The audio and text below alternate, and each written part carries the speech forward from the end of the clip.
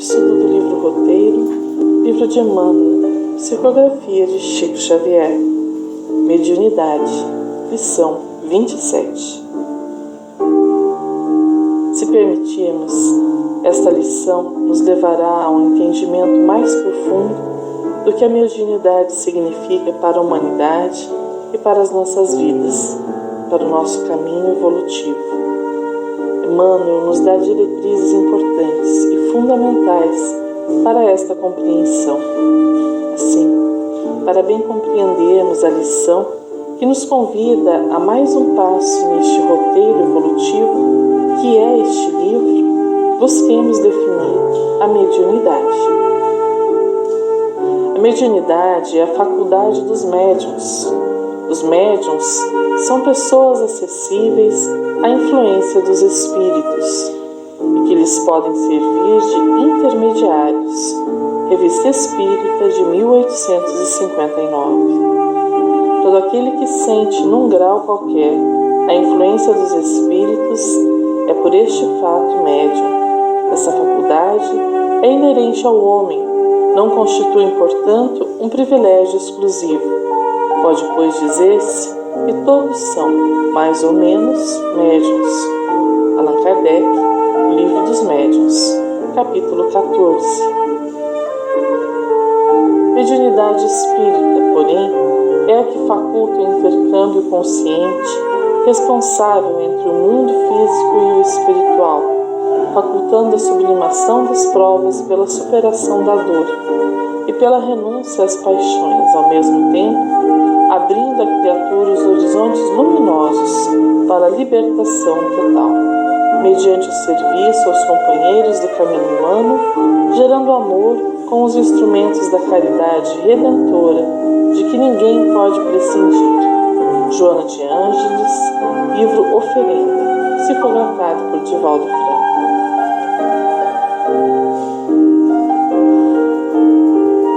Com estes parâmetros iniciais, comecemos a lição. A esmagadora maioria dos estudantes do Espiritismo situam na mediunidade a pedra basilar de todas as edificações doutrinárias, mas cometem o erro de considerar por médiuns não somente os trabalhadores da fé renovadora, com tarefas especiais, ou os doentes psíquicos que, por vezes, servem admiravelmente à esfera das manifestações fenomênicas. Em perfeita harmonia com a codificação, no aspecto de que todo aquele que sente, num grau qualquer, a influência dos espíritos é por esse fato médium, Emmanuel nos diz que precisamos olhar a mediunidade de forma mais ampla, não atribuindo apenas a quem recebe as psicografias, tem visões e trabalha ostensivamente na comunicação com o mundo espiritual, auxiliando os irmãos que sofrem e recebendo as mensagens de luz dos irmãos que já se encontram em condições de auxiliar-nos. Recordemos da questão 459 do Livro dos Espíritos. Influem os espíritos em nossos pensamentos e em nossos atos? Mais do que imaginais, pois com bastante frequência são eles que vos dirigem. Não perceber a influência do espírito não significa que ela não esteja acontecendo. Apenas o autoconhecimento e a profunda percepção de si mesmo podem auxiliar a sabermos o que é nosso e o que nos é sugerido. Ainda assim, considerando a intensidade deste intercâmbio, não raro, isto se confundirá num todo, estando-nos a atentar para o grau vibratório em que nos encontramos, a fim de buscarmos sempre, estarmos em contato e sendo influenciados pelos espíritos benévolos que dirigem este planeta. Vejamos mais um trecho da lição.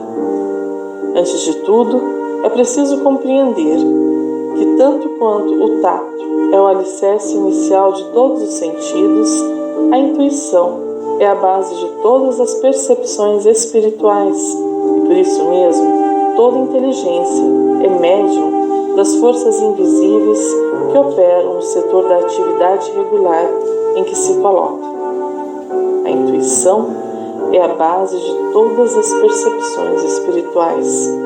Grifamos e ressaltamos, por ser a base deste estudo. Livros Mensageiros de André Luiz nos oferece um exemplo de como a intuição se dá neste incessante intercâmbio de ideias e sentimentos. Acompanhando Aniceto, realizam visita em posto de socorro belíssimo, lembrando de um castelo soberbo, cercado de pesados muros, com pomares e jardins maravilhosos. Vejamos um trecho. De varanda extensa e nobre, onde as colunatas se enfeitavam de era florida, muito diferente, porém, da que conhecemos na terra, penetramos em vasto salão, mobilado ao gosto do mais antigo. Os móveis, delicadamente esculturados, formavam um conjunto encantador. Admirado, fixei as paredes de onde me pendiam quadros maravilhosos. Um deles, contudo, impunha-me especial atenção. Era uma tela enorme, representando o martírio de São Denis, o apóstolo das Galhas, rudemente supliciado nos primeiros tempos do cristianismo. Segundo meus humildes conhecimentos de história, intrigado, recordei que vira na terra um quadro absolutamente igual àquele. Não se tratava de um famoso trabalho de Bonnat, célebre pintor francês dos últimos tempos? A cópia do posto de socorro, todavia, era muito mais bela. A lenda popular estava lindamente expressa nos mínimos detalhes.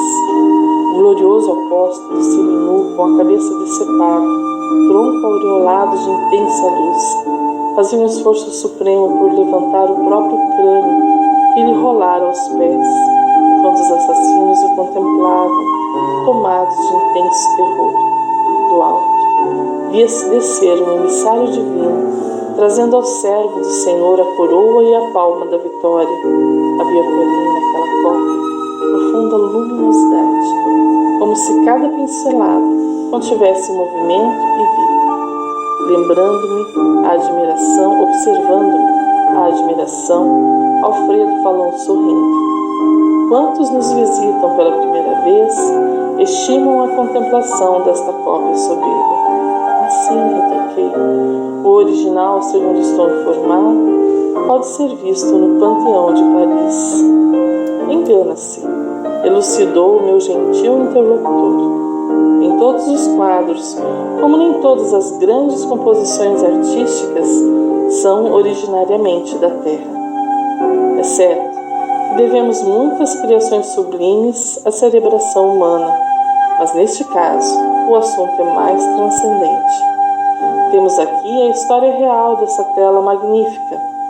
Foi idealizada e executada por nobre artista cristão, numa cidade espiritual muito ligada à França.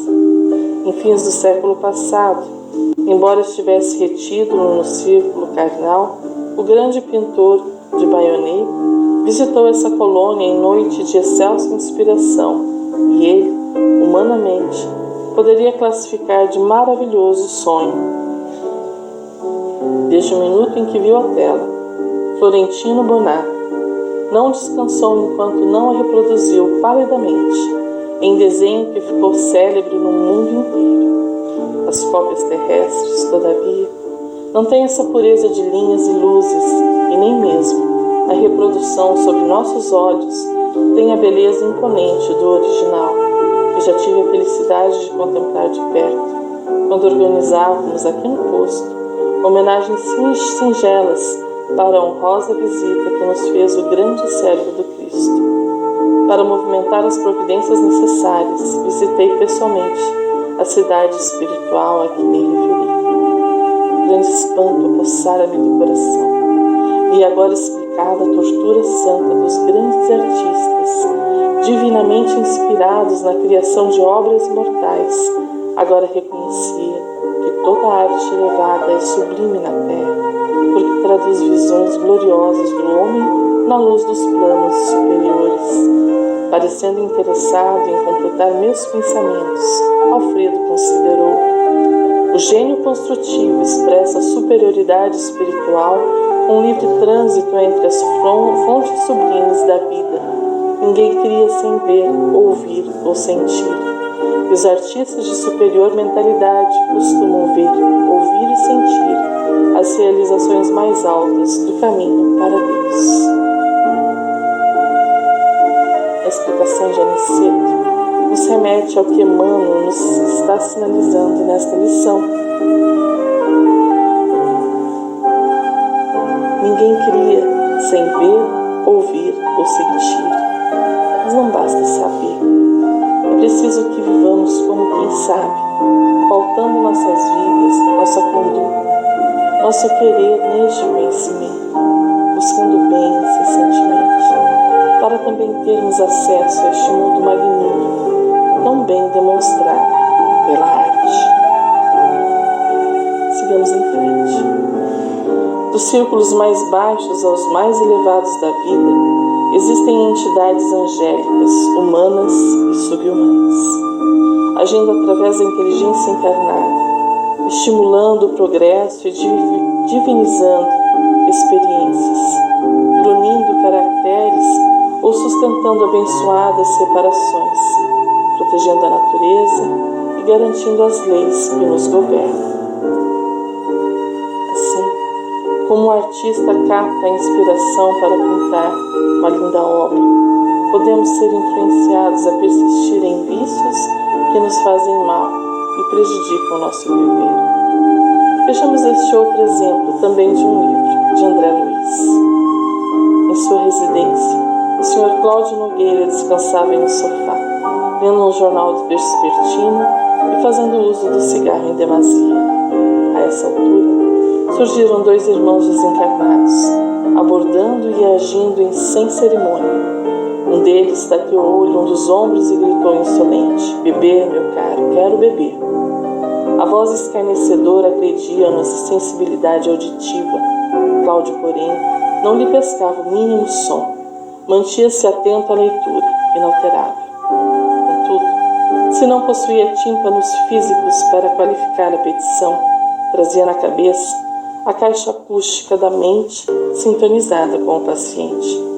O assessor inconveniente repetiu a solicitação algumas vezes, na atitude de hipnotizador que insufla o próprio desejo, e asseverando uma ordem. O resultado não se fez demorar. Vimos o paciente desviar-se do artigo político em que se entranhava. Ele próprio não explicaria o súbito desinteresse de que se notava acometido pelo editorial que lhe apressara a atenção. Beber. Cláudio abrigou a sugestão, convicto de que se inclinava para um trago de uísque exclusivamente por si. O pensamento se transmudou rápido para a usina cuja corrente se desloca de uma direção para outra, por efeito da tomada de uma força. Beber. E a sede de aguardente se lhe articulou a ideia, ganhando forma. A mucosa pituitária se lhe aguçou, como que mais fortemente impregnada do cheiro acre que vagueava no ar. O assistente malicioso forçou-lhe brandamente os gorgonilhos. O Ed Marinho sentiu-se apocantado. Indefinível secura constrangia-lhe a laringe. Ansiava tranquilizar-se. O amigo sagaz percebeu-lhe a adesão tácita e colou-se a ele. De começo, a carícia leve. Depois da carícia agasalhada, o abraço envolvente. E depois do abraço de profundidade, a associação recíproca. Integraram-se ambos em exótico sucesso de enxertia fluídica. Ali, no entanto, produzia-se algo semelhante ao encaixe perfeito. Cláudio, homem, absorvia o desencarnado à guisa de sapato que se ajusta ao pé. Fundiram-se os dois, como se morassem eventualmente num só corpo. Trecho do livro Sexo e Destino, capítulo 6. Dos círculos mais baixos aos mais elevados, como nos diz Emmanuel, o nosso pensamento é influenciado. Percebo situações boas em que sou inspirado por bons espíritos. Percebo também quando baixo a sintonia e deixo-me levar para incorrer em erros. Como posso perceber essas influências em minha vida? Caminhamos com Emmanuel em mais um trecho da lição. Desvendando conhecimentos novos à humanidade, o Espiritismo incorpora ao nosso patrimônio mental valiosas informações sobre a vida imperecível, indicando a nossa posição de espíritos imortais em temporário aprendizado, nas classes da raça, da nação e do grupo consanguíneo a que transitoriamente pertencemos na Terra. Cada individualidade renasce em ligação com os centros de vida invisível do qual procede e continuará, de modo geral, a ser instrumento do conjunto em que mantém suas concepções e seus pensamentos habituais. Se deseja, porém, aproveitar a contribuição que a Escola Sublime do Mundo lhe oferece em seus cursos diversos de preparação e aperfeiçoamento, aplicando-se à execução do bem nos menores ângulos do caminho, adquirindo mais amplas provisões de amor e sabedoria, é aceita pelos grandes benfeitores do mundo nos quadros da evolução humana, por intérprete da assistência divina, onde quer que se encontre, seja na construção do patrimônio de conforto material ou na santificação da alma eterna. Um outro ponto interessante que Emmanuel ressalta neste trecho é de que já nascemos trazendo as ligações da vida anterior e da vida do mundo espiritual, não sendo, portanto, uma página em branco que escrevemos de forma livre, a presente encarnação, mas um grande livro que estamos escrevendo há milênios e que possui personagens a quem muito devemos, pelo bem que recebemos ou pelo mal que realizamos. Esta perspectiva de vida é única dentro do cristianismo, uma vez que apenas o Espiritismo concebe a reencarnação como lei natural que a todos acolhe. Outras religiões também acreditam em reencarnação, porém não têm no Cristo o seu alicerce de ensinamentos, como o Espiritismo tem. Estamos então escrevendo a página de nossa existência, matriculados na escola Planeta Terra. Quem serão nossos professores? Quem nos educará e nos auxiliará a escrever? Emmanuel nos diz que poderemos ser aceitos como intérpretes da assistência divina, médios do bem e do amor que trabalham na execução do bem. Quais as condições? Se deseja, porém, aproveitar a contribuição que a Escola Sublime do Mundo lhe oferece em seus cursos diversos de preparação e aperfeiçoamento, aplicando-se à execução do bem nos menores ângulos do caminho, adquirindo mais amplas provisões de amor e sabedoria. Olhemos os verbos com calma. Desejar nos remete ao nosso querer, à nossa vontade. Ainda que tenhamos falhado em muitas vidas e tenhamos inimigos de outras eras a nos influenciar de forma negativa, está em nosso querer a forma como iremos viver. Aproveitar a contribuição. Muito recebemos nesta vida. A doutrina espírita, por exemplo, é um rico presente que devemos aproveitar, estudando-a com disciplina e afinco a fim de aproveitarmos os seus valiosos conselhos. Mas não basta o estudo, é preciso a aplicação à execução do bem.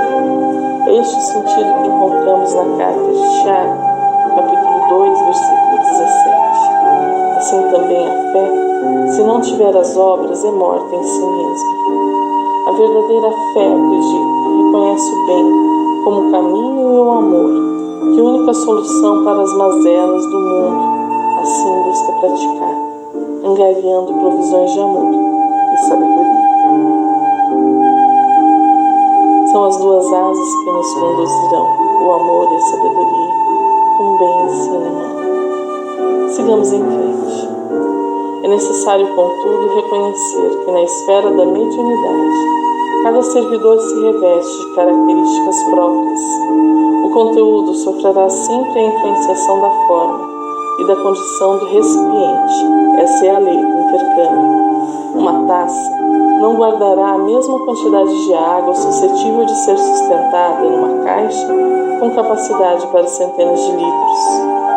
O perfume reservado no frasco de cristal puro não será o mesmo quando transportado num vaso guarnecido de lodo.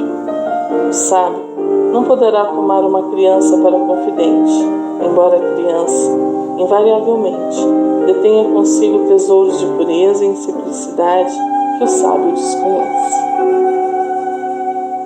Quem eu sou irá repercutir no trabalho que eu quero realizar. Assim, de nada adianta ser bom na casa de oração que se frequenta e em casa deixar-se levar por atitudes de orgulho, impondo a todos a própria opinião, esquecendo-se dos preceitos do amor, da paciência e do perdão. Somos um, mas vivemos como muitos, utilizando máscaras sociais que nos auxiliam a acobertar o que vai em nosso íntimo. E sobre essas aparências sociais nos ensinam os Espíritos. Festa da Paz, autores diversos, aparências do mundo. Deus tudo vê, tudo sabe.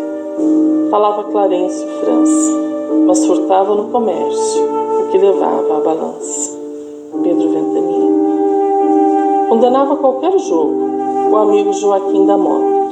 Faleceu jogando cartas, olhando a cara da sopa. João Moreira da Silva. Cizinho, o irmão contra o álcool, sobre o assunto grita e xinga. Ao morrer, deixou no quarto um grande barril de pinga. Silvio Fontoura. Era o médium mais severo, lembrava um leão de arena, mas largou a tarefa e povo, levando bela morena. Lulu Carola. Homem que prega moral com pancas de inquisição, esse é o primeiro que cai nas ciladas da paixão. Jair Presente. Isto notei nas andanças em vários climas da terra. Quem mais critica entre os homens é a pessoa que mais erra. Antônio Torres. Tinha tanto apego ao ouro que o coitado enlouqueceu, gritando de praça em praça: o ouro do mundo é meu. Feliciano Gonçalves Simões. Nino Braz, o moralista, doutrinava Dona Bela. Só falava de virtude, mas depois fugiu com ela. Cornélio Pires. Ginástica pelo rádio, povo ao frio de manhã, e o professor dava ordens num leito de seda e lã. Natal Machado. O lucro das aparências que no mundo se arrecade só prevalece na vida até que chegue a verdade. Alta de Souza. Caminhamos assim para o encerramento da lição. Mediunidade, pois, para o serviço da revelação divina, reclama estudo constante e devotamento ao bem, para um indispensável enriquecimento de ciência e virtude. A ignorância poderá produzir indiscutíveis e belos fenômenos, mas só a noção de responsabilidade, a consagração sistemática ao progresso de todos, a bondade e o conhecimento conseguem materializar na Terra os monumentos definitivos da felicidade humana. Estudo e devotamento ao bem são os caminhos oferecidos neste maravilhoso roteiro que o benfeitor nos oferece. E nosso fim, nosso destino, é auxiliar na construção deste novo mundo, onde o bem prevalecerá, onde a bondade e o conhecimento serão capazes de criar um mundo feliz. A lição é para mim, para você, para todos nós. Não obstante, o caminho é individual e começa pela decisão reiterada de seguir estes preceitos, tal qual um enfermo segue a recomendação do médico e toma seus medicamentos, tal qual um aluno que, precisando tirar boa nota na prova, dedica-se a estudar, cumprindo suas obrigações. Não há complexidade no bem, é tudo simples e claro. Sigamos em frente, sabedores que ainda transitamos em possibilidades de erro e desengano, porém, pela ação reiterada da vontade, triunfaremos. Busquemos nas mãos amorosas do Mestre Jesus o apoio seguro para as diretrizes em nosso caminhar. Um fraterno abraço e até o próximo estudo.